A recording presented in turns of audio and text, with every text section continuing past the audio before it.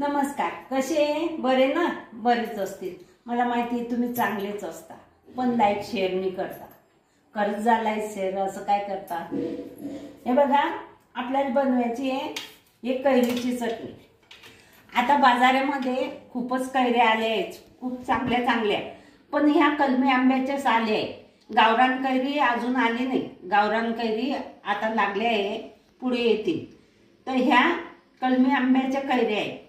इथं ह्या मी 3 कैऱ्या घेतल्या आणि ह्या कैऱ्या बाजारात आला की नवीन कैरीचं काहीतरी पदार्थ खाऊसं वाटतं.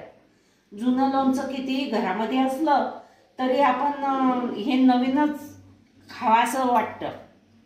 तर मग ह्या कैऱ्या आणतो आपण, याचा गुळ आंबा करतो, काही मुरब्बा करतो, काही कैरीची चटणी करतो, काही हे कैरी कापून कापून याच्यावर हळद मीठ टाकून असं तोंडी लावण्यासाठी वापरतो. काही एखाद्या वेळेस लोणचंही, ज्याच्या घरी लोणचं नसेल ते लोणचंही करून टाकतात 10-15 दिवसासाठी. तर असंच मी आता हे कैरीची चटणी बनवते. तर हे कैरीची चटणी, या 3 कैऱ्या घेतल्या होत्या मी. हे बघा, या 3 कैऱ्या घेतल्या आणि ह्या 2 कैऱ्या खिसून घेतल्या. आता एक तिसरी कैरी खिसायची आहे आणि त्याच्यासाठी लागणारं साहित्य हे बघा. ही एवढी चटणी घेतली आणि हे थोडे धने घेतले आणि बडीशोप घेतली 2 चमचे. 2 चमचे धने घेतले आणि 1 चमचा जिरं घेतलं आणि याचं बारीक जाडं भरलं असं कूट करून घेतलं आणि हा गूळ घेतला. आणि मीठ कोणतं टाकायचं आहे तर मी तुम्हाला सांगते पुढे. तर आता आपण हे 2 कैऱ्या खिसल्या मी आणि तिसरी कैरी खिसायची आहे. तिसरी कैरी खिसली की मी तुम्हाला सांगते. हे बघा, ही कैरी मी सगळी खिसून घेतली. या 3 कैऱ्या होत्या लहान मोठ्या, या सगळ्या खिसून घेतल्या. हे एवढाले बी आहे तरी हे बरोबर होऊन जातील त्याच्यामध्ये. आणि हे एवढा जर कापून केले असते ना ते खांडाचे खांड तोंडामध्ये जाता, मग ते काही होत नाही. म्हणून मी हे खिसूनच घेते नेहमी आणि छान पण दिसते असं. तर आता किंचित नुसती जिरं मोहरी परतण्यासाठी मी इतकुसं 1 चमचा भर तेल टाकते. जास्त तेल टाकायचं नाही, फक्त जिरं मोहरी परता येईल एवढंच तेल टाकायचं. हे बघा, हे मोहरी टाकते. हे मोहरी टाकली मी आणि हे जिरं टाकते.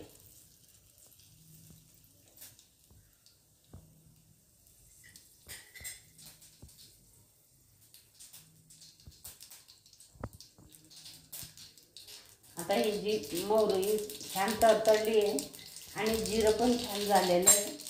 आता आपण याच्यामध्ये हे खाली उतरून घेऊ, चटणी जळून जाईल.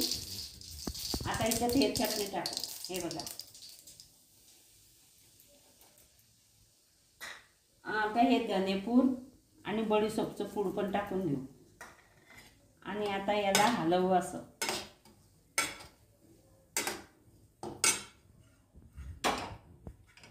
थोडंसं होऊ द्यायचं याला.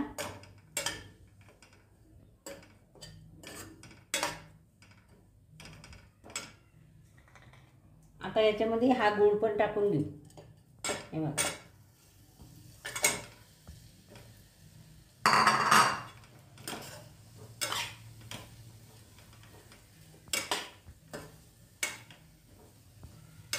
आता ही चटणी आणि हे धनेपूड जिरेपूड छान झालेलं आहे.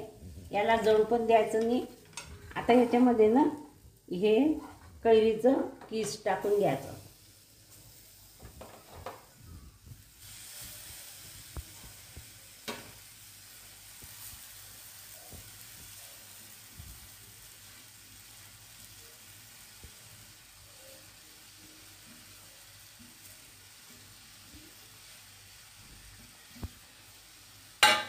कैरीचं मी टाकून घेतलं किस.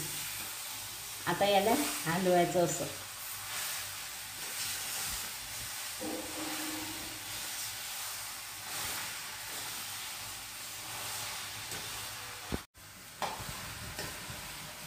आता या गुळाचं पाणी होईल छान. याच्यात आपण आता टाकू थोडीशी हळद. हे बघा, हळद टाकली. आता हे काळं मीठ आहे, हे काळं मीठ टाकू. हे बघा,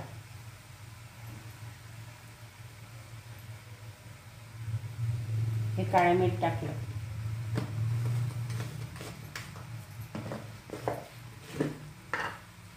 आणि हे चांगलं मीठ टाकलं. हे बघा,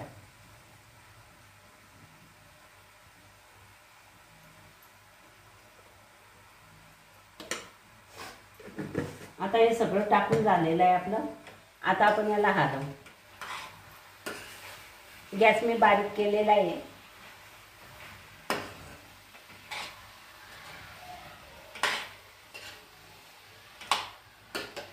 छान अशी कैरीची चटणी मस्त जेवणासोबत. आता मी गॅस फुल करते. हे बघा, हे सगळं एकजीव करून घेतलंय मी. आता आपण काय करू, याच्यावर 5 मिनिटं बारीक गॅस करून देऊ आणि याच्यावर झाकण ठेवून देऊ आणि 5 मिनिटं होऊ देऊ त्याला. हे बघा, मी हिला 1-2 वेळा हलवली या चटणीला. आणि आता ही आपली चटणी छान झालेली आहे बघा. हे बघा, कैरीची चटणी खूपच छान झालेली आहे. आता आपण हिला काढून घेऊ. गॅस आपला बंद करून देऊ आणि अगदी छान ही चटणी झालेली आहे. हे बघा,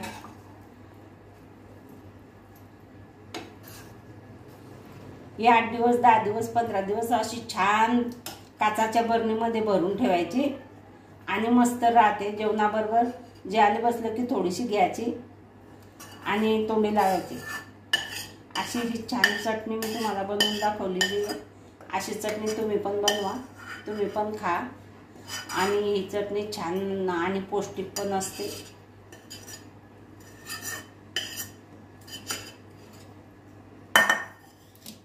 हे बघा,